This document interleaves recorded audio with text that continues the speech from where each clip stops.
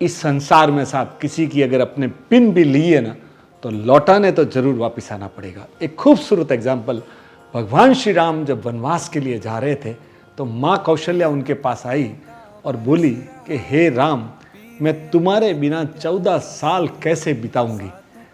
तब भगवान श्री राम ने कहा कि माँ, मैं तुम्हारे 14 साल वापस जरूर लौटाऊंगा।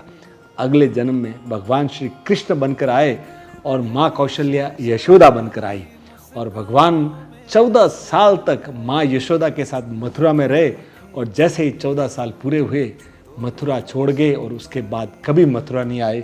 राधे राधे। कहते हैं साहब, भगवान श्री कृष्ण जब 125 साल के हो गए, उनके चेहरे पे एक भी झुर्री नहीं थी और आखिरी अवस्था में एक वन में बैठे थे और एड़ी ऊपर लगाकर और बांसुरी बजा रहे थे। दूर से एक आदिवासी ने देखा कि शायद कोई हिरण है, तो तीर चलाया और वो भगवान के एड़ी में लगाया और जैसे ही उसको आदिवासी को लगा कि मैंने किसी और को लगा दिया, वो दौड़ता हुआ आया और जैसे ही भगवान श्री कृष्ण को देखा, रोते हुए बोला कि ये पाप मैंने कैसे कर दिया। तब भगवान श्री कृष्ण ने कहा कि कोई पाप तुमने नहीं किया है, ये वही तीर है जो पिछले जन्म में मैं राम था और तुम बाली थे और तब मैंने तुम्हारे ऊपर छोड़ा था और तुम अभी आदिवासी बनकर वापस मुझे लौटा रहे हो, तो तुम्हारे ऊपर कोई पाप नहीं चढ़ रहा है सर। ईश्वर को भी साहब कर्मों का हिसाब तो देना ही पड़ता है।